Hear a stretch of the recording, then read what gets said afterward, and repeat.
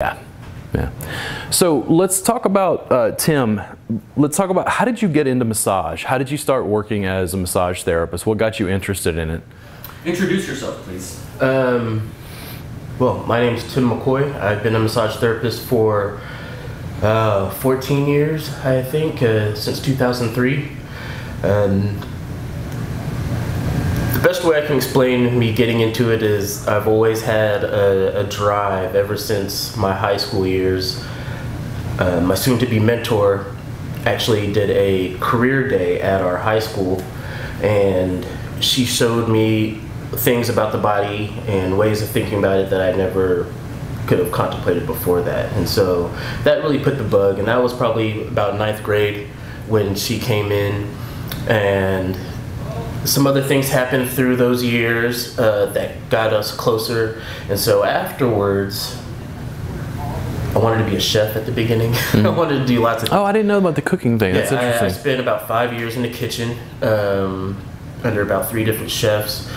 I went to the Cooper Aerobic Center for my certification for general personal training at the very beginning, even before I did the massage. But I always had massage in the back of my mind. Giving massage in high school just, for lunch money. So that kind of stuck with me, and then finally, after high school, I went back to the person that was going to be my mentor. Her name is Linda Hidalgo. She'd been doing massage for over 20 years at that point. And so I asked her, I went to her, it's like, hey, I'm thinking about doing massage. What do you think? And she was very real. She was very real with me. Something that I really didn't consider the things that she brought up. And so that really, it didn't discourage me, but it really made me think of how I wanted to set about this path. Yeah. So that's really the gist of it. She's like, hey, if you really feel like you want to do this, it's a little bit harder for men generally, and again, this is probably around 2002 that I actually went to her and asked her, and so she's like, it's really hard for men, and you being a black man, I don't know how hard it is. And this is a white woman telling me this, older white woman. She's like, I don't know, but she's like, I think you should try. Yeah. And I was like, all right, great. So I went, I had a fabulous... Tim's like, everything's harder as a black man in America. I'm used to that. I didn't really see it as a challenge, and things are hard. But it was something that I love to do. Yeah. And so, I just went with it. And from then on, I just have never stopped. Yeah. I've never stopped. So after high school, like how long had you been out of high school when you went to massage school? So I actually got a job at a country club in the kitchen right after high school. 2 weeks, he was like, man, you're coming full time. And I was like, all right. And so within the year, I think I went to the Cooper Aerobic Center. So it was probably, so I graduated in 98, 99, probably about 2 years or so after, 2-3 years after high school. 2-3 years after high school. Okay. Other things with personal training wasn't exactly like I thought it was. Like massage, it's a personal business, and I didn't know how to do business then, and so I needed something that was a little bit more reliable, that I could get paid for reasonably quickly, and a school tuition that wasn't really high. And expensive. So. And massage school still, to me, as a trade, is fairly reasonably inexpensive. Yes, it is. And just think, 15 years ago or so, it was it was a steal.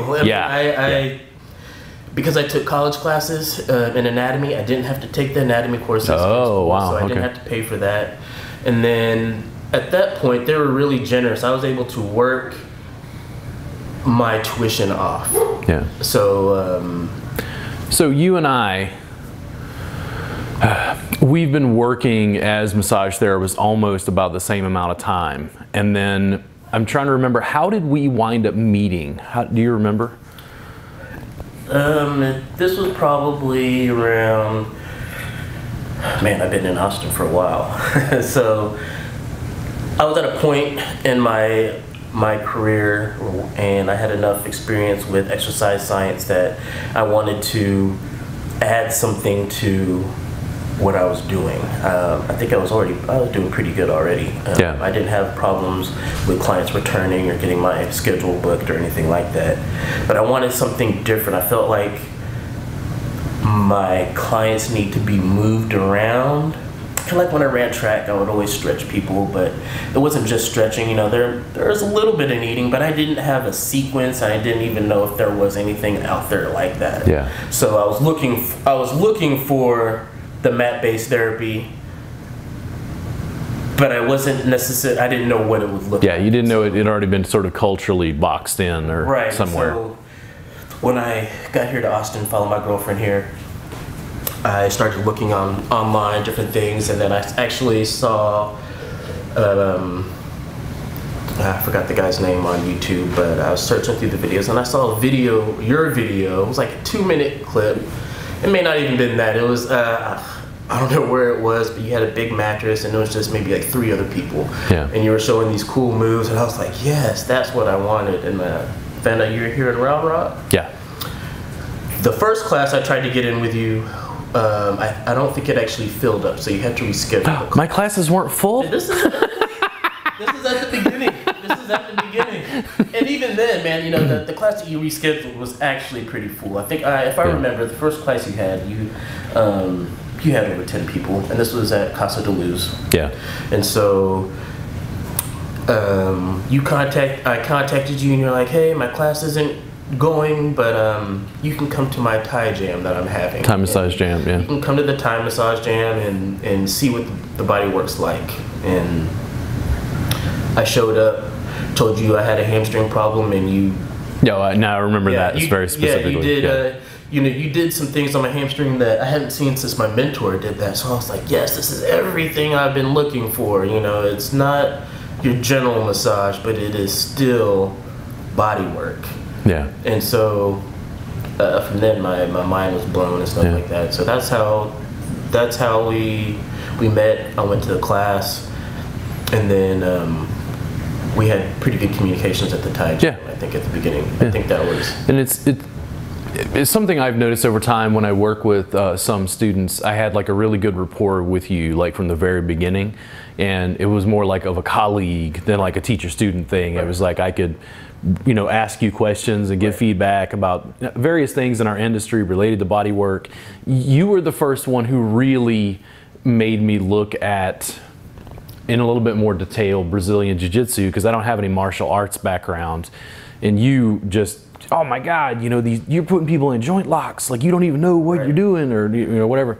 And it was because I didn't approach it from that angle. I just always, and you can say intuitively, but it's just from experience where, yeah, I could work on somebody's bicep, but if I lengthen their bicep and then turn their arm, I was like, was it you like this more? And they're like, oh, right, oh, there, yeah. And that was, you know, it started to make more sense for me where I've used, my language and tone has changed over time to incorporate a little bit more of that language, like an arm bar, because I can see the correlation between the two and the way I was using it, you know, therapeutically. And now as an educator, because you're teaching classes as well, and you're working with Massage Harmony for education, what do you see as some of the challenges, not only you and I have, but what are the challenges, one as educators, but two, what are the challenges that massage therapists have in trying to build? Because you're at Harmony, we can talk about spas, we can talk about facilities. Like what challenges do those therapists have in building? Because they don't seem to be having as much success as you and I. Man, that's a good question. It's something I've been really contemplating, and they're different. You know, a therapist that works in the spa industry is going to have a different experience than a therapist that is on their own, established their own clinic, personal clinic. So the dynamics are different, but what I think is the difference is therapists have more invested in their personal business than they do when they go work for someone else. Yeah. They don't realize that they should have just as much invested no matter where they're at, because it's you know, this is a personal. You can build craft. within a facility just as much as you can build in private practice. Yes. Yeah. Yes, and they equal out in some instances. You know, a lot of people get into massage and they want to go right out on their own really quickly, and they don't know business aspects, accounting, you know, marketing, rescheduling, and then on top of that, you actually have to have some decent skill on top of that, which I think is probably, you know, things that people overlook. They don't do a lot of continuing education as much as they should. So again, the main difference is how they view their business within another person's business, I guess. Yeah. So massage harmony or massage envy, massage heights, whatever you want to say, you know, a therapist needs to act like it's their own business, you know, professionalism, being on time to work, and then also taking that time to work with other therapists. That's what's unique about the spa industry, is you have access to so many other therapists, and you don't get that really when you work on your own. Yeah. And so when you're with other therapists, you have the ability to trade, which I think trading with another therapist is almost more valuable than a continuing education class. Yes. You know, so. And that was part of the reason Time Massage Jam, like, it came together. Right. Before Massage Harmony started hiring my students preferentially and doing mat-based work, doing Time Massage at Harmony, Time Massage Jam in my head was a way of, let's say I had a student who came in, they took class, they couldn't do the work I was teaching that was mat-based. But if they came to the Time Massage Jam every week, they had a chance to practice it, to let it sink in, so that it would kind of preserve it in their practice until they started getting clients privately. Right. I think that was a big thing for me. I was able to work on many different people. Yeah. And it's funny because there are people from the public that enjoy doing massage for the body work. They enjoy doing, you know, the concepts and interacting with someone else's body. They enjoy that, and they're almost better than therapists that have actually gone to school. Sometimes I've heard that again and again. And it's because you know, when we went to school, it wasn't a huge industry. You know, it wasn't a huge industry. They weren't pouring out thousands of therapists a year. It was still a personal craft, and I liked doing the craft, like someone making a couch or something like that, you know. And nowadays, I think people come in and they're looking for money first, and which is not bad, but they are not. There's no love. Really, is what I'm trying to say. I guess there's no love of the body work. You know, I ask people, why did you get into this? Did you feel this? You know, was this something you felt? Oh, I just thought it was, you know, a good way to make money. Yeah. And well, because 2008. because school is fairly inexpensive. It's easy to get student loans. Yes. So if you're fresh out of high school and you don't know what you want to do, massage can sound great because you can make $30 an hour or whatever. And it's like, they don't really understand all the nuance that goes into practice building, or if they work for someone else, what they're actually going to get paid, how many hours they're going to have to work. Yeah. Correct. And that, you know, that discourages some people. Again, that's why the mentor I had, I think it's so important to have a mentor in almost anything you do. Everybody needs a mentor. But my mentor kind of prepared me for those things. And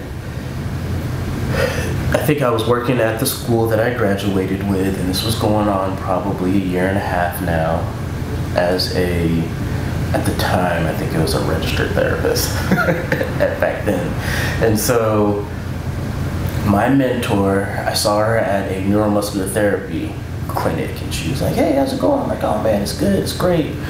And she called me a little bit afterwards. She's like, do you want to do massage, or do you want to do the foo-foo stuff? You know, the foo-foo massage. And she was like, I was like, foo-foo? I thought I was doing massage, you know? And she was like, I want you to be recession-proof.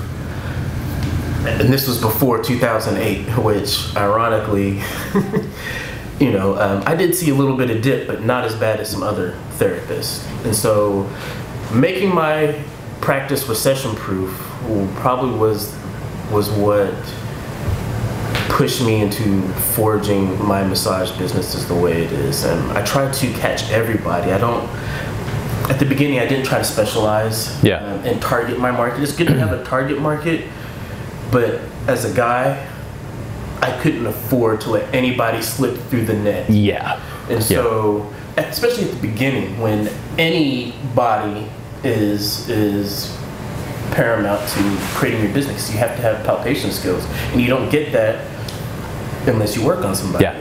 Well, the idea of it being artisanal and a craft, like you do a little bit of leather work and some woodworking. Yes.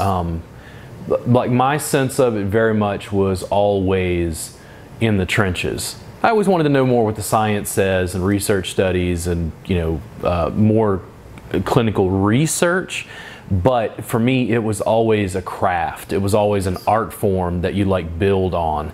And then your concepts for me, and this is what happened to me personally, is when you would talk about Brazilian Jiu-Jitsu or martial arts, that was when I started to think about like Bruce Lee, and I started to think about like you're honing your tool, you're honing your instrument, you're continually evolving. And it was like, yeah, it's like a leather worker or a musician. Yes. Like Stevie Ray Vaughan didn't just wake up one day and Right. He had to practice for untold hours, right. and even using his own physical form, which when I say his physical form, I mean like the size of his hands.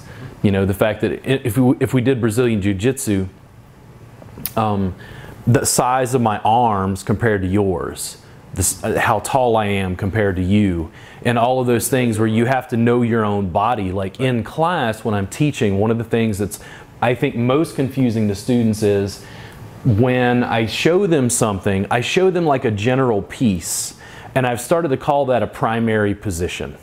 Because they think I'm doing one thing, and I'm like, no, you could do multiple things from this one position once you understand what's going on. What the position is. But their legs are shaped differently. Their arms, they're bigger, they're smaller, they're, whatever. So the thing is, sometimes I can look around the room and I can see that doesn't work. And I come over and go, listen, that's not working, let's show you another version. And they're like, whoa, there's another version? And it's like, yeah, you have a whole host of tools, because now we're using our full body. Right.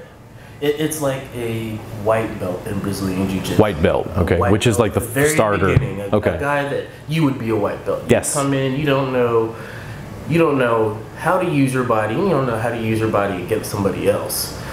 And you're totally thrown in, you're thrown in the deep end, and you don't know what's going on. And what they do is they'll teach you some core basic moves. And one move or one position is called the guard. And the guard protects you. It helps you protect from punches and everything else. And so off of that one move, which would be your base move or your home move that you're talking about, everything else branches off. Yeah. Because if you can't do Brazilian Jiu-Jitsu if you don't have a guard. And that's the base. Mm-hmm. And once you learn that, you can learn how to put your foot in this place, and then you can put your hand in another place. And with Brazilian Jiu-Jitsu, you do that. You have multiple touch sites. And that was what was really familiar with me. One, it was on the mat. Easy peasy. That's Brazilian Jiu-Jitsu 101. You start on the mat, just like me and you right now. And then you go from there. And then, it's testing your body against somebody else's and knowing how to leverage them, knowing how to move them, knowing how to move your body to make a move easier. And that's how it is in massage. Sometimes it's position.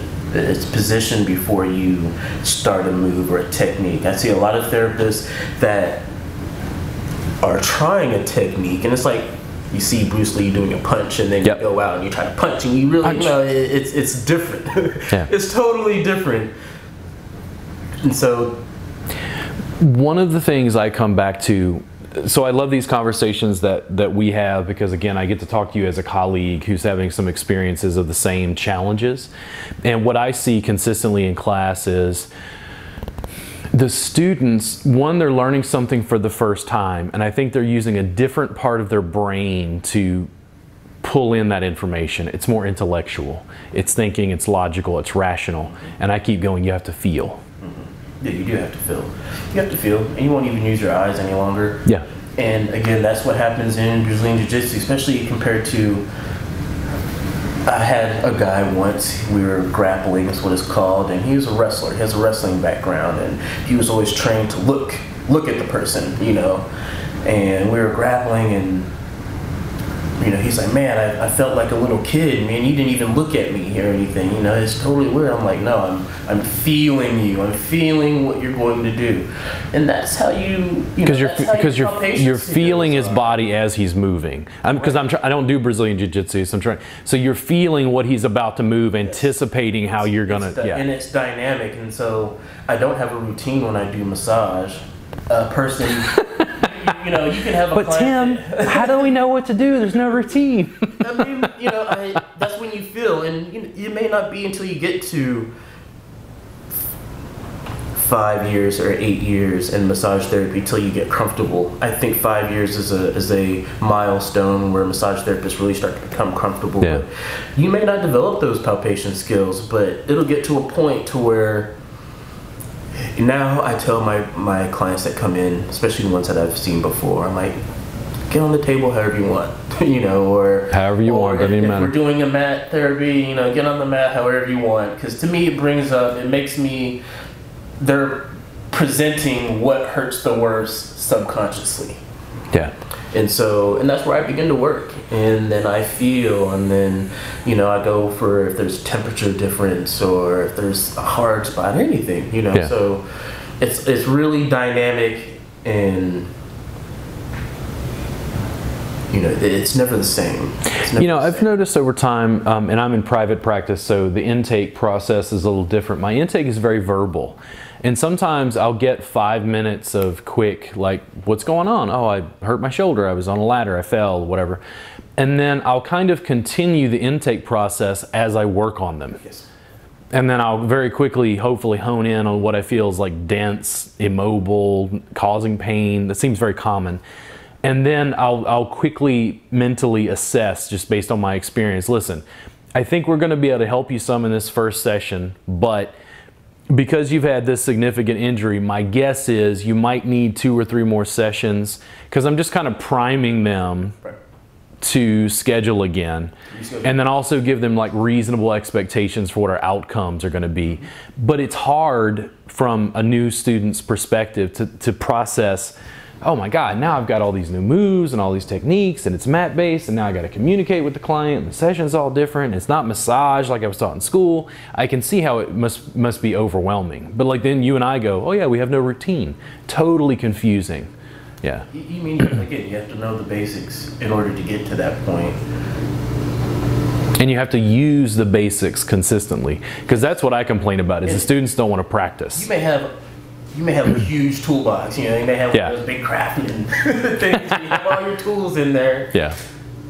But a mechanic will only have 5 tools that he really goes to.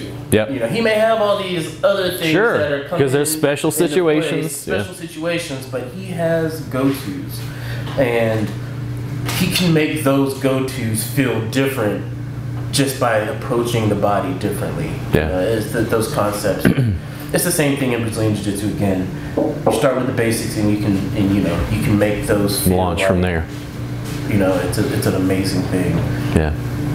I talk about martial arts with you. Martial arts is very much massage is the non-forceful martial art. You know. Yeah. You know, the force is a little different. We have force, and we can put great force, sustained force, but it's not the force of damage. You know, I think there's a fine line. Yeah. You know, and that's why people, it hurts so good, because there's a fine line between those. The feeling portion, I get more and more almost abrasive in my verbiage with students to jolt them out. I literally in class, I've done this before because I think they're thinking.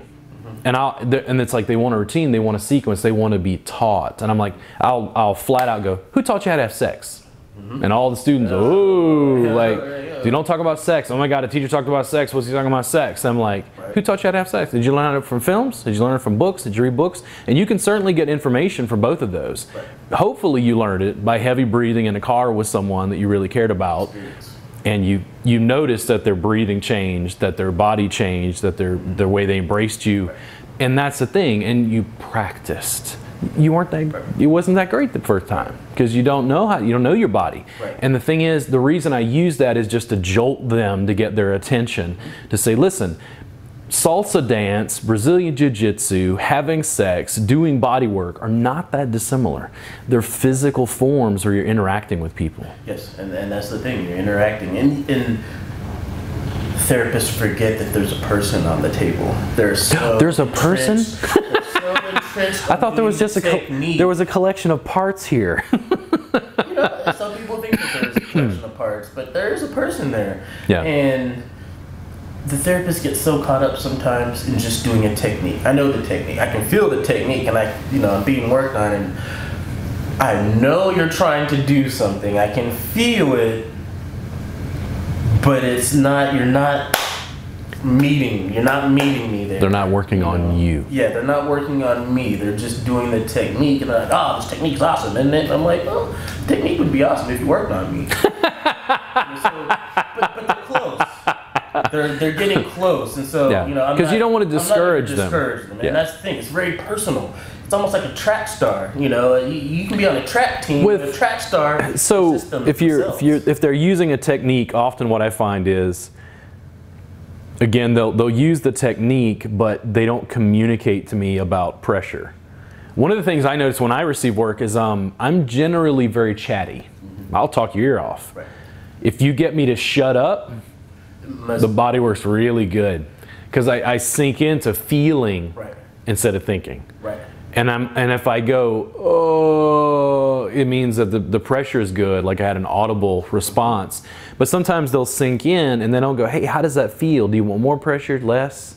And they, okay, it's enough pressure. What if I move? What if I, like just more that way?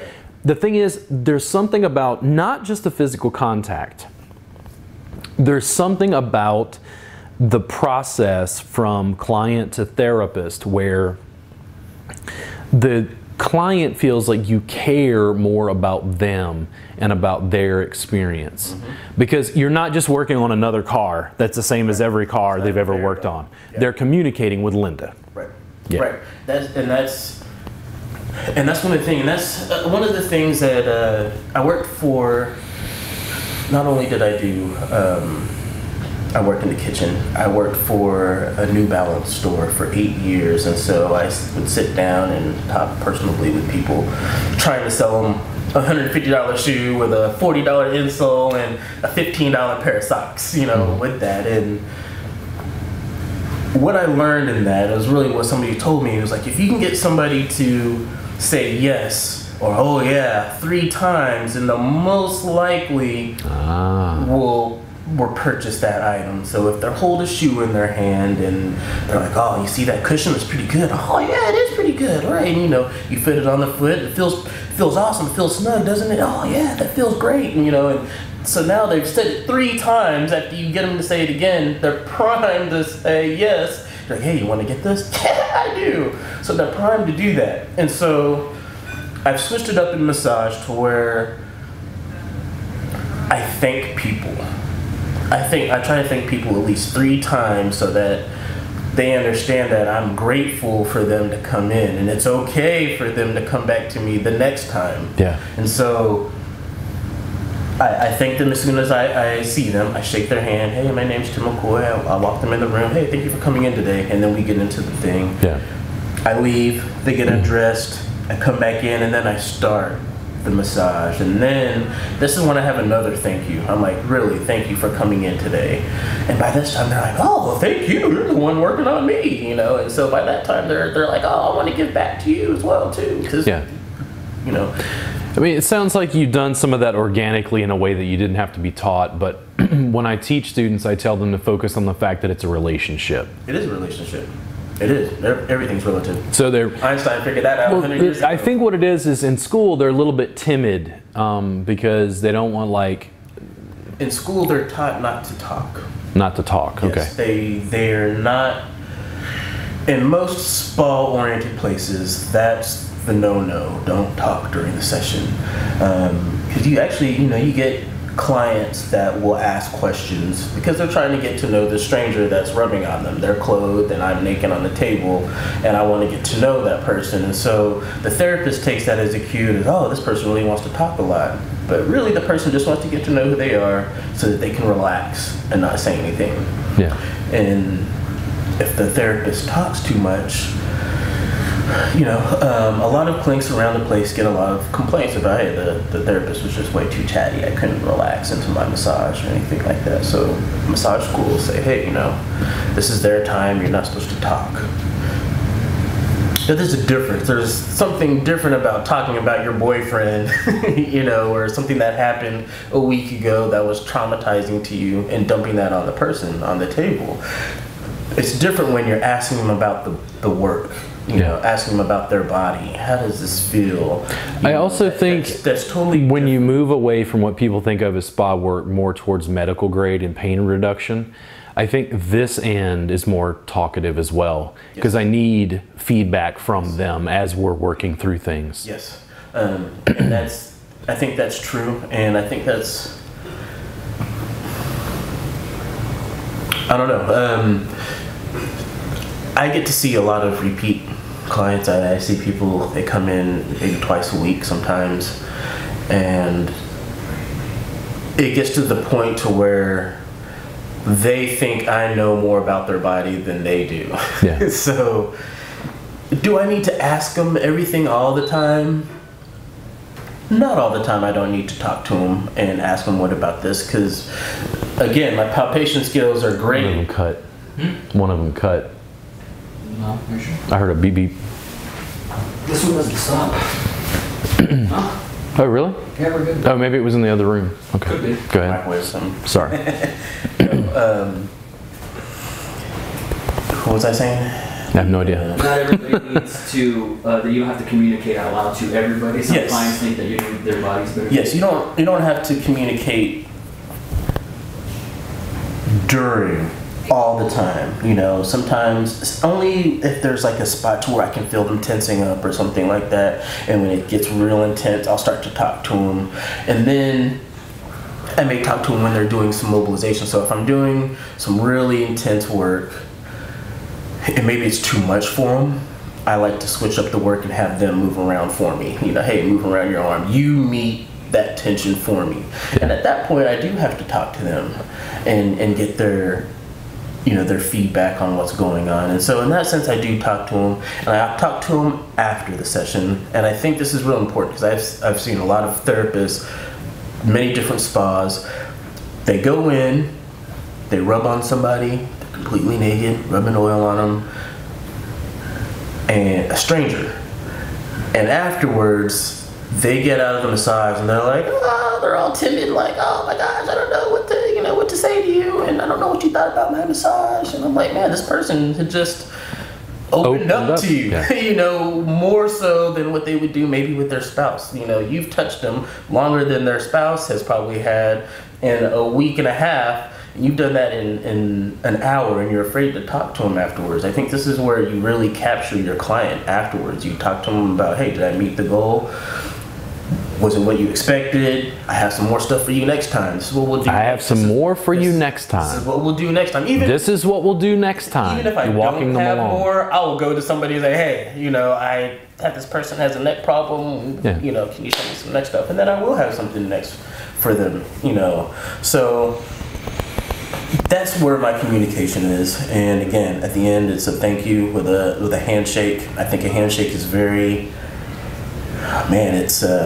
it goes back. I was watching Planet of the Apes, and Caesar, he's giving people fist bumps. The ape, he's giving people fist bumps for them, for the other apes. Hey, can I go? Can I do this? Can I do this? And so I give somebody a handshake and say thank you. I'm saying, hey, I'm allowing you to come back to see me. Yeah. I want you to come back to see me. And so that's where we're doing business. A handshake is a commencement of business. and most of the time good business, and I'm willing to do business with One you in of the future. one of the things that happened for me working at a chiropractor's office was I realized that the clients didn't know anything about muscle anatomy. No. And they would have a problem with, say, infraspinatus is a real common one. They'd have like a shoulder pain, and then I could figure out it was in the back. And then I would say, hey, you know, you can use a tennis ball, and I would bring them to after I've given them the handshake and said, listen, I'd love to work with you again. I'd bring them to the wall chart and go, listen, this is a muscle called infraspinatus. It connects on your shoulder blade, and I think it's the prime cause of that shoulder pain you're having. You can lay down on a tennis ball right in here. It's totally safe so long as it's not painful. You can engage in small movements. Consistently, I had clients tell me, wow, I've never had a massage therapist educate me. Clients say this, and I don't like it. You don't like it? This is what they say. They're like, Dr. Tim. Oh. I'm not a doctor. But what you just said is you giving them more information than their doctor probably would have. Because the doctor would be like, oh, you got some pain here? Here, get this. I'll give you the pill, and then here you go. And sometimes the client doesn't feel that the doctor believes them, that there are knots in there. So when a massage therapist goes into their body and they're like, oh man, you got a knot there, what they do is, oh, you can feel that too. So it's like, it's real. Well, it is real. and that's where over time, what happened was instead of delivering that spiel again and again and again, I made a video, put it on YouTube. I started to get people in other states and cities contacting me going, wow, thank you so much, it helped me. And you realize that just from a basic, just the stuff you got in school, don't even worry about 20 years in the field, just the stuff you have in school. If you made a video and taught people, listen, this is your bicep, it's 2 bi, you know, seps, it got 2 heads, and then basically you go into where is its origin, insertion, what are common things you would do that might injure it, you know, the thing is that's invaluable information for people, and it also creates a sense, instead of, they have to come back and keep seeing me, they have to come back and keep seeing me, they have to come back because I'm the one who can help them, right? No, you can help yourself. And that's a totally different mindset when I'm like, no, you can massage, you can work on your own infraspinatus using a tennis ball. No one's ever told them that. Giving somebody the help to where they can help themselves. I mean, that's a biblical parable probably. You know, you can you can go fishing, give a man a fish, but if you can teach him to fish, then, you know, then that's even better. Yeah. So, some of the clients, and I've said this at massage schools, and I've literally had students who are fresh in school, they'll say, listen, if you show the client how to work on themselves, they're not going to come back and see you and you don't make any money. And I'm like, what you don't understand is when I help that one guy, he's now a regular client that I've seen for years, and he refers all his friends and family to me. the tennis ball is great, but it's not you. Nope, it's never intended to be a replacement. But the thing is, what do I do when you're not here to work on me? That, because I just figured it out on my own, and I was like, yeah, you can apply pressure that way, and it's safe. Yeah. Man, you know, if Robert knows this, what else does he know? Yeah, or whatever. The education can go on and on for the client. Yeah. And they view you. Dr. Tim. Yeah. Yeah. So that's that's a very good insight. What else do you think massage therapists? What do you wish they knew? You've been working almost for 13, 14 years. Before they came in, or what? Generally, when you look at massage therapists, because you're involved in education now, you're working with a large number of massage therapists. What do you want to tell them that you think they're falling short on, not understanding? What do they need to work on? What do you see as an educator? Man, that's I wouldn't say it's a difficult question, but I guess the one thing that I say, if you're in a spa clinic setting, you can't depend on the front desk to book your appointments. A lot of therapists come in fresh out of school or from out of town, or they haven't done massage in a while, and they expect a full schedule from the time that they're in to the time that they're not. And if they only have one appointment at the beginning of the day, they just want to go home. You know, they're like, ah, it's not worth it or anything like that. And in a clinic, it's not always going to be like that. You can't depend on the front desk to book your appointments, and you can't always depend on just somebody willy-nilly saying, hey, I want a massage today. You know, you have to be your own recruiter. You know, you have to recruit people for yourself, and just because you're in a clinic does not mean that all the money is going to, you know, this guy that owns the place. Yeah. That's not the case at all. You have to act like it's your own business. So it sounds again like the therapists, they're not focusing on the business part when they're working for someone else. They're just coming in and doing a massage and then leaving. Yeah. And sometimes that's good. You know, sometimes people just want to be able to. Oh, when you're fully booked, it's great. Right. And yeah. When you're fully booked, it's great. But I see a lot of therapists, and again, not just where I work, but all over the place. They're sitting around, and it's not just men. You know, nowadays it's also women, and so I'm like, why aren't people coming back? 'Cause my schedule is full. I have to now say you can't book more than 2 months out. Yeah. It starts to get a little overwhelming for me. Yeah. I mean, I'm like, I don't have a break or anything. One of the things I recognized when I worked at the chiropractor's office, that was the last time I worked for someone else. I was there for 5 years. And what I wound up doing was I got to a point, because I was running my own business on the side, and as I started to run my own business, I saw the complexities and the strain and stress of running your own business. All the stuff that goes into it. The lights on, do you have a facility, is there signage, you know. What I would do is I would go in, I didn't cause any problems. I always showed up on time. 5 years, I think maybe once in 5 years I took a day off. Meaning like I called in sick. Right. Yeah. Would you show up late if it was your own place? No. No, you wouldn't. Man, you wouldn't believe how many people show up late to their appointments, because it's like, oh, it's, you know, they're not my Oh, wow, I don't know how to do that. Such and such clients. Yeah, you're not going to last if you're going to show up late. The whole thing is, from the owner's standpoint, is get it done. I don't want any problems. I got enough to deal with. Mm-hmm. I would literally, not only would I come in and just knock it out, you know, build my own practice, recruit, work with the other therapists, have a good rapport, do laundry between clients, or if I had a downtime, you know, do research, read books, you know, whatever. The other thing was, literally at the end of the day, after I'd worked on all the clients, that's what I'm paid for. I'm paid for the time I'm working on the clients.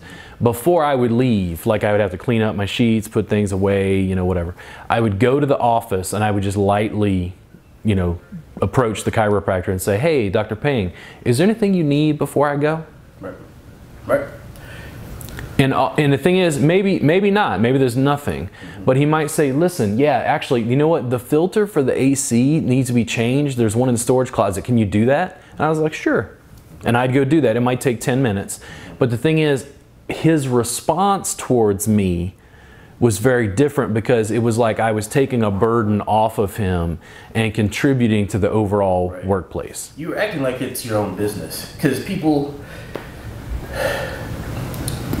your immediate surrounding, especially if you have control of it, reflects you. You know, and if you're renting out a room and your room's sloppy or something like that, you know, people are gonna come in and they're like, hey, why is this room all sloppy? And you know, people are gonna be peeking under the sheets, and you know, people see that. And so if you just go into a place and it's like, oh, here you go, they're not gonna come back. But if you do what you do, you start acting like this place is your own business, you'll start to carry yourself differently. Other people will see that. Yeah. They'll respect you differently. And that's how I got into the position where I'm at. It's because you got promoted. I did. Because you solved problems. You know, the owner of Massage Harmony, you know, every time I would see him, I would make sure I'd go say hi to him and say, hey, how's it going? You know, because at the time, you know, sometimes when you see the owner, you know, people want to scatter, you know, like roaches. Oh my gosh, the owner's here. No, I wanted to be seen by the owner. You know, I wanted to be seen by the owner. And that way, you know, he knew I was really invested in the massage that I do, and also making the business look good as well too. And so when I did ask him, you know, hey, I'm doing this thing, it's Thai massage, I just learned this, you know, I've been working on my girlfriend and stuff like that, can I try this on my clients? He's like, yeah, sure. He trusts me enough to bring in something new And he's seen how my clients have responded, and so now we're like, yeah, you can do that. So now we have a Thai massage room in every single one of our stores now, and we have, the help of you. We have therapists at every single store doing mat work, and so that's where it starts. When you think of things like that as your own business, you can build it anywhere. Even on your own or in somebody else's establishment. When I started teaching, it was I think it's been like 7 years now. If I look at it, it's at least 7 years that I've been teaching, and it was a really huge, just monumental step whenever Massage Harmony came on board and said, hey, we want to do Thai massage training. They were preferentially hiring students because now Thai massage had a place in Austin. That was a huge step for me. And then beyond that, what I find interesting is how many of those therapists have had a full session with you? That had a full session with me? Man, there's... Large percentage, small percentage? I think the ones that have gone through your class, the majority of them have had some type of session with me. Yeah. There are therapists that come back when they can get on the schedule, and they'll do mat therapy. And that's kind of almost what I'm known for there now. And I mean, I've been doing traditional therapy for a lot longer. But there's not a lot of variant for you either. We've had conversations like you can work in whatever realm, physically, table, mat, doesn't matter. And I didn't realize that until I got work from you. So. Or let me put it this way, I had a little bit of sectional work from you at the beginning, but after I been practicing, I came to you once and I was like, hey, let me give you a massage, Robert. I want to see how it is. And so I gave you the massage, and you got up and you were like, yeah, I'll pay for that. And I was like, oh, I don't want. I'll pay for that because I've seen people pay for crap, and tip on top of that. They're like, oh, I felt bad for the therapist, so I gave him $15, but the massage really wasn't good. And so that's kind of what you were saying. I was like, I'll pay for that. And so, well, to bring in some information though, I've had a high degree of chronic pain, and then also it's like at least at that stage. I mean, that's been years ago. That was like still fledgling for like mat work in your practice.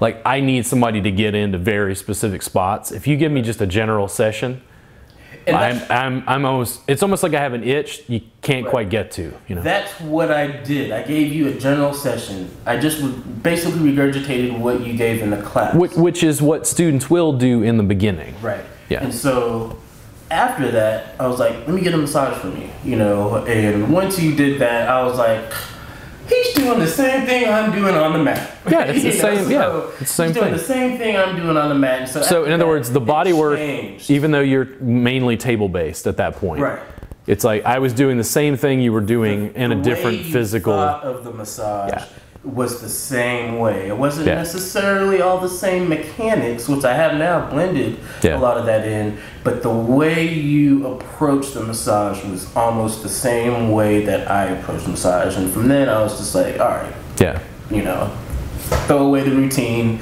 and let's just do what I've normally been doing. The throw away the routine part is the most challenging part, absolutely, with fledgling students. Is I'm trying, like they kept thinking, you do what's in intro Thai. No. You do what's in table Thai. No. You do what's in phase 1, phase 2. And I'm like, guys, it continue to evolve, and I'm just giving you a snapshot of like evolution in my practice to try to walk you from a standard, you just got out of school, to walk you along. That's all. It's like my practice continues to evolve. And what I was trying to point out is, it's funny to me how few students actually come in and get a full session with me. Because your response was like, oh, it made sense when you got the session. Yes. And it's like, it's very challenging because fundamentally, one of the reasons I'm rebranding is even Thai massage became another box. They kept trying to pigeonhole it, and I'm like, stop. Would you just let it speak for itself? And the only way you can do that, other than shooting videos and making content to try to educate people, is you get a session.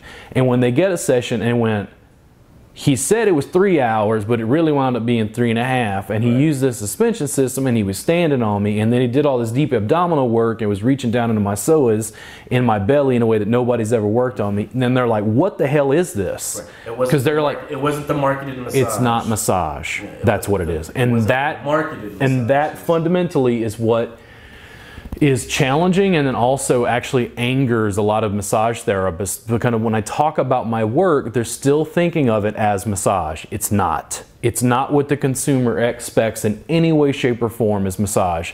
Table, cream, glide, and nudity. That's massage in our culture. That's what they pick. And I've removed the table, music. removed the bulk of the cream, removed the bulk of the glide, and the client leaves their clothes on.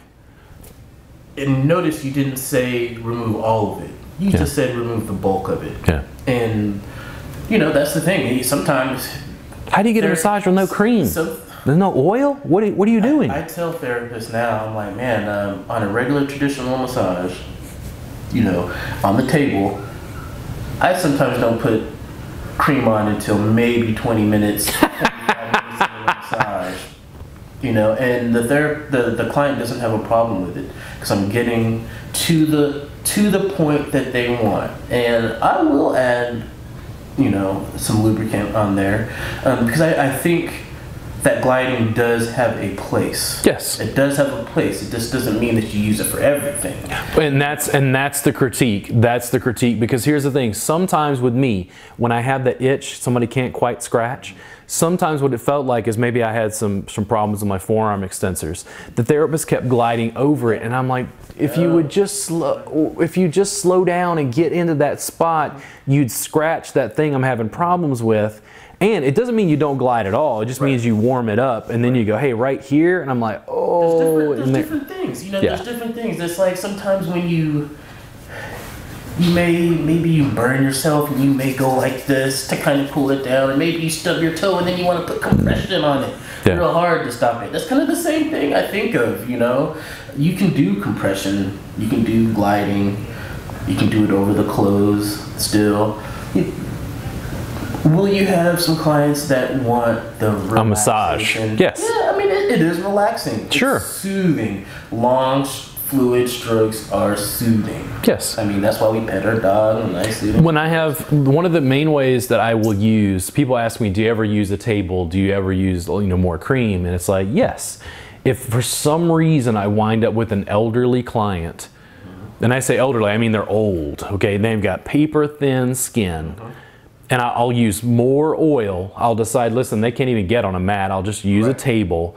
I'm going to use more cream, and I'm going to slide, because it feels nice. Not a lot of people touch to begin with. That's half of what we sell is touch. Right. And in their case, they're older. They're not getting as much touch. A lot of times when I worked, because I cut my teeth in nursing homes, both for massage and yoga. Just like a child, or like a premature child. So you had a higher proportion of women, because men died, because they take such great care of themselves, right? No, I hold all my stress and I drink. Don't touch me. Yeah. So but in addition, what would happen is I noticed over time, because of my mat-based practice, I still, even with that more cream, there was more mobilization. I would take their arm through like a real basic range of motion and maybe do like a little glide and slide combined with it. And they were like, oh, it feels so good. Yeah. Reboot, what I'm rebranding to, they keep thinking it's a technique. And I'm like, no, it's not a technique at all. I don't have any interest. I'm not limiting techniques at all. I'm not saying no table. What I'm saying is I feel like the table is less advantageous for the therapist and, in many instances, the client. Yeah. The table is good on some instances. It's a wonderful tool. Just like Newtonian physics is really great, but then you start talking about computers. Too big and too small. Yeah, the movement of galaxies and the movement of subatomic particles doesn't work in Newtonian physics. Right, so it doesn't mean that Newtonian physics, it doesn't mean you throw it away. But we've already got Newtonian physics. Yes. And that's where I was like, listen, something else. I finally got to a point. The first thing I did with my practice, when I was completely in private practice, was I said, do something different. Quit focusing on massage. Don't put a table in your marketing. Talk about Thai massage at that time. Thai massage, Thai massage, Thai massage, Thai massage. And that's the market that I spearheaded, and it worked. Right. Because I said, I don't even have a table. I don't work on a table. And they're like, whoa, what the hell is that? This is great. I mean, you have 2 mats here. Yeah. You can move people into the 3-dimension, which that's normally where most people are stuck. You know, like Prone and corpse, supine. like Prone and corpse, supine. and Prone and most of the supine. time, it's prone. The prone and supine, the prone tyranny. Yeah. That's what it is. When I teach table tie, and you and I have had conversations about this again and again, table tie has become the first day. The first day is almost always side lying. Yeah. And I'll ask the therapist every time I teach it, I mean, how many of you use side lying with any regularity? 50% of the class will raise their hand. And the people who, even if they do it somewhat regularly, they'll say, mainly on pregnant clients. Yes. Oh my, there's an entire primary position on the table that you don't use. Right. That'll totally take the session in another direction. Yeah. I had people come in, you know, because I remember a specific move that I don't know where you picked it up from, but it's on the side, and you actually used your knee, you know, and I'm a Up in the top, person, yeah. and you used your knee in my traps, and you've seen it on video where guys kneeling on somebody's shoulders and things like that, and I took that and I took it to the table. I switched it up just a little bit on the table, and people come back, can we do that sideline thing that you did? That's all they want to do. Yeah. You know, can we do that hand thing? Table tie and the way I teach it in class has become a huge, what I've noticed over time, a lot of knees, a lot of knee work. And when I say knee work, what I mean is the therapist is actually using their knees while keeping one foot on the floor to deliver some sort of compressive force. Right. And the therapists are like, oh my God, I've never seen anything like this. This is, it completely transforms their table-based practice in 2 days. I'll be honest, I don't use, if I use my body, I really try to get people on the mat. I usually use some Thai massage to introduce people to a different way of receiving the massage. And once they get this, it's funny because I sometimes I can see them, they're like, oh man, what is this? I had a client, and I was like, hey, you know, you should try this. And, you know, she left, and then she came back. She was like, I think I need to try that again because I wasn't understanding. And she got it the second time, and now it was at every other time. She'll do Table mat. We have 90 table minutes. mat. Yeah. We'll do the mat. When we just have an hour, Do the she'll table. do the table. Okay. You know, and we'll do more specific stuff. I like to work on the neck on the table. Yeah. I mean, I can work on the neck on the mat, but there's just some specific things. I do like to use some cream in the neck. And so that's just me. I like to use the table for the neck. But in my curriculum, what I keep telling the students is I'm really not trying to relegate them to the mat only. Right. And I'm not trying to, I mean, long term, that's where I wind up. But the thing is, I'm not trying to say you have to use this tool, you have to use it this way. I'm really trying, as much as possible, when I think of what reboot is I'm trying to help them reboot their massage practice. And I'm trying to say, listen, you have a full wall of tools. You have to use the appropriate tools for the appropriate client at the appropriate time. Right. Yeah. Exactly right. I try to get them, I think of it as trying to get them out of Flatland. I don't know if you ever read the book Flatland. You know, there is a square, I think it was a science parable, but there was a square that actually went into this other dimension, and he was trying to tell everybody, hey man, there's these things, they're called cubes and spheres, and they're like, what are you talking about? And you know, so it's just a matter of realizing that there's more to just being on the two-dimensional plane of the table. And I think clients really Just having moved.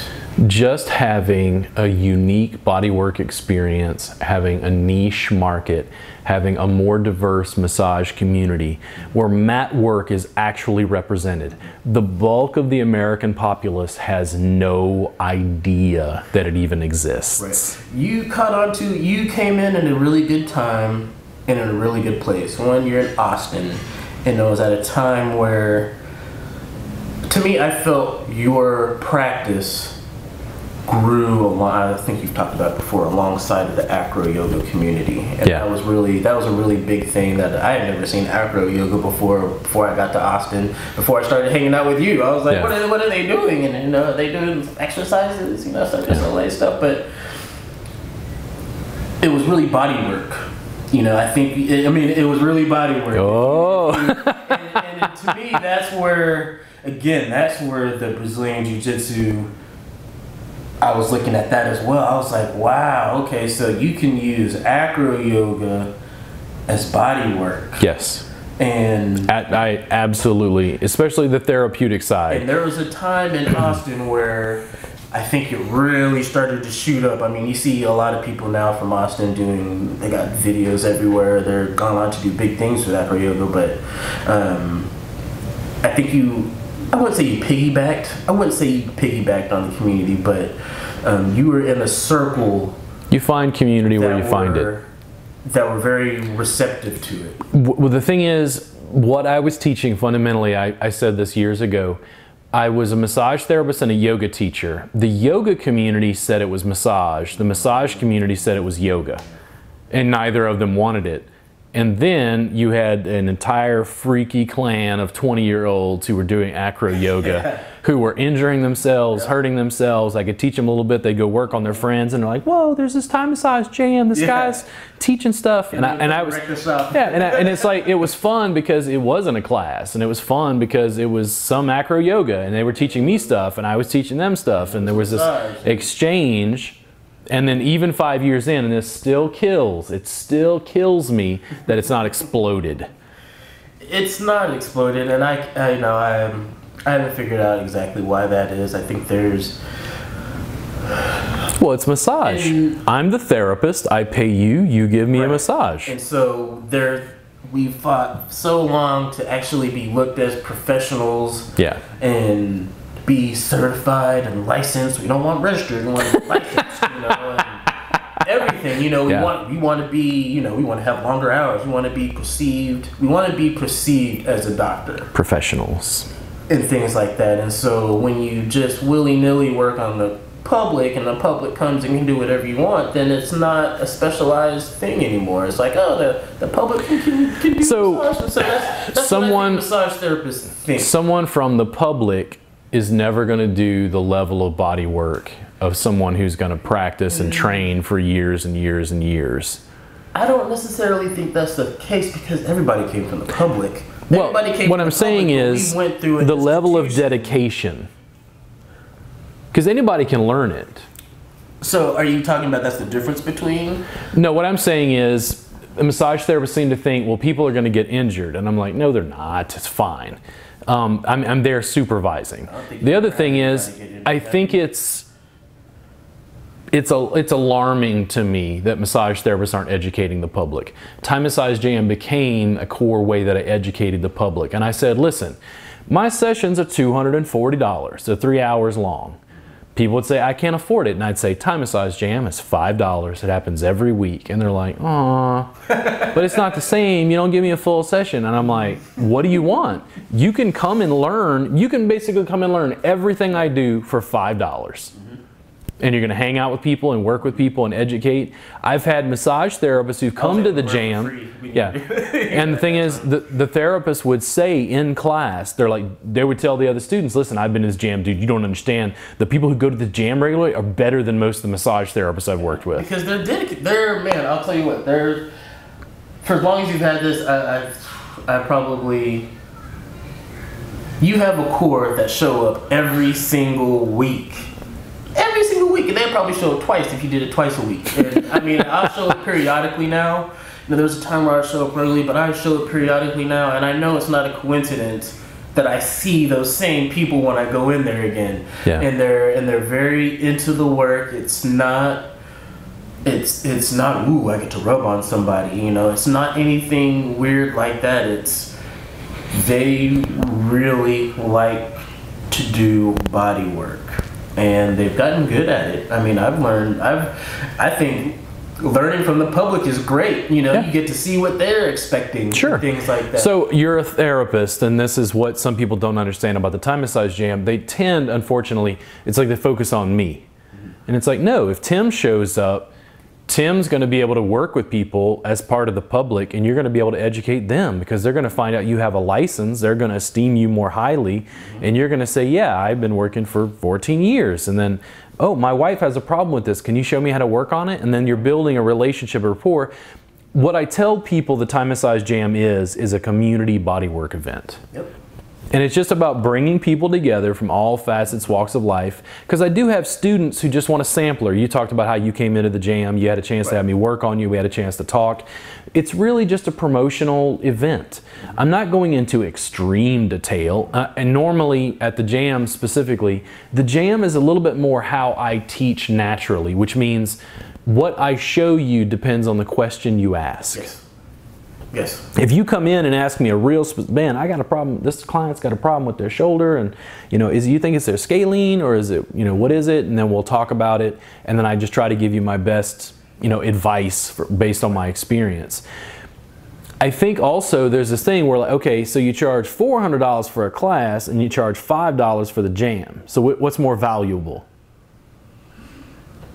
Man, they're both really valuable. I mean, because I think in a way I'm giving away almost more here. I think you're giving away a lot. I mean, I've learned a lot of things from you at the jams, not necessarily in the school. And I think it goes both ways. I think you learn a lot from people as well too. Yeah. You know, you have a lot of different people working on you. So the value is great either way. The value is great either way. In the Thai massage jam, you may not get a whole hour and a half, you know, from you, but you may get 20 minutes from Robert, and there may be somebody else that you see that's, hey, what are they doing? Yeah. You know, like, hey, can I I've had therapists tell me, and this is just in discussion about the Thai massage jam, I've had therapists tell me, listen, I worked all day, I don't want to work more. Mm-hmm. And I go, okay, so come to the jam, tell everyone, listen, I'm a massage therapist, I worked all day, I would love to get 20-minute sessions from 3 of you tonight. I just want to receive. And they're not going to just sit there waiting for people. There will be somebody. And the thing is, you just got to basically an hour massage from 3 different people, right. $5. And it's good. You know, you're not going to get hurt. And sometimes, if you're a massage therapist, you have actually a chance to educate some of the people that may want to know something, you know, at that point. And who knows, your little bit of information may prompt them to go to school. It's already happened. You've had, you know, a number of people want to go to school after they've gone to the massage jam. So that in itself is... And I've also had a lot of angry 20-year-olds going, we want to do what you do. And I go, so go to massage school. And they're like, oh, but we don't want to do that. And I'm like, well, go fuck yourself, because the laws are written in a way that you have to go to massage school. Right. And they're like, oh man, the man is keeping me down. I want to live in Austin and be free. And I'm like, well, freedom has a cost. Freedom isn't free. You know, I mean, it's you learn a lot of things in school. You learn a lot of things in school that you're not going to get at a community event. You know, there's school for a reason. I'm glad I went to school. And so I'm not going to tell anybody, oh, you don't need school or anything like that. School is great, especially if you are planning on going out into... But the people in the acro yoga community recognize that I'm doing something different, and they're like, we don't want to do the table. And I'm like, well, that's okay. You know, I don't know necessarily, you know, the rules with yoga and things like that. Oh God, don't. We're not having that. We're not having that fucking conversation. Avenue with that. But again, you know, with the acro yoga, when I first, you know, I had some small girl spinning me and things like that, and doing these things. I'm like, oh, my back feels so good. And, twisted me. I'm like, oh, this is body work. And, it was awesome. So who knows? Maybe there will be some, some way to blend that in. It is. It's called Reboot. There you go. When I went with Knives to Houston, did you see the Houston video? No, I did not see Yeah, you should watch that when you get a chance. It gives you a good idea of how Knives and I are working together. When you go to my YouTube channel, it'll be Houston, like Laurel School of Massage, like demo or whatever. It's within the last like 10 videos released. Yeah, that's what I'm saying. Yeah. You have a few videos. So when we did that, I very specifically, there was a young lady that we were doing these demonstrations. There were 3 tables and me on a mat. Who stands out? Me, of course. And the thing is, this young lady, she had low back pain, and I did my little standard stuff, and I had about 5-6 minutes left. And I'm like, hey, you trust me? And I put her up on my feet, and like, I can see it in the video because I don't know what's going on. I'm focusing on her, and I'm just hanging her upside down, doing some little movement, just telling jokes, having fun. And she's like, oh my God, this is so good. And then when you look around the room, because Knives had the video camera, like, several students were like filming it. They're like, whoa, what is he doing? They've never seen it. There's acro yoga and to have fun and spin around and things like that. But again, you can use it deep for body work. Therapeutics. Yep. And the thing is, as part of the Reboot curriculum, I'm going to wind up teaching therapeutic flight at some point, because it's not something you're going to use on every client. I don't use it on every client. I do sometimes. And it's like, you have this Craftsman toolbox. Not every tool is going to be used for every single person. Exactly. But you do, when you learn how to do it, you automatically learn how to view people in a different perception. Your perception changes, your body work changes, and it'll change in your traditional work just from doing something different. Sometimes I actually recommend, not only for myself, but also for students. Let's say they get into something that's like a huge amount of compressive force. They like really deep tissue. And I'll tell them, listen, go take a class in craniosacral therapy. Yeah. And it's not because I want you to stop doing the deep tissue. I want you to throw yourself out. So for me, for instance, I'm not a dancer. I sometimes think I need to go take dance classes just to use my body in a completely different way I'm not familiar with. I think about the same with martial arts and other things, because body work doesn't even, it's like, well, we do this every day. It's like cross training. Cross training, yeah. Herschel Walker used to do that. Herschel Walker used to do ballet.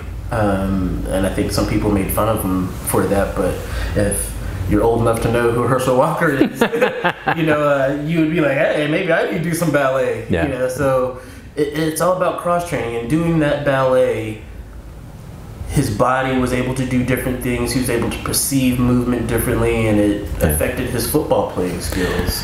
Tim, if people wanted to contact you, can you look into the camera and give them your website, Instagram, whatever information you've got?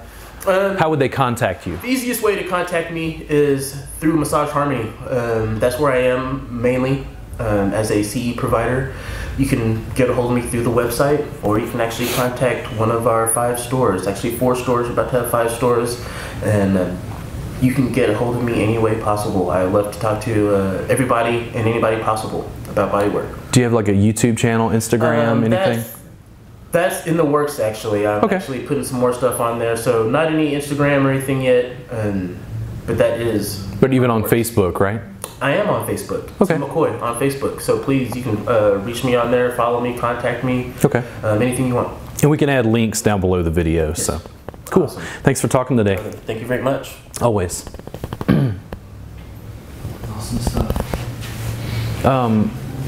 You said you had a problem. Is it your right hip or your left hip? Dude, man. So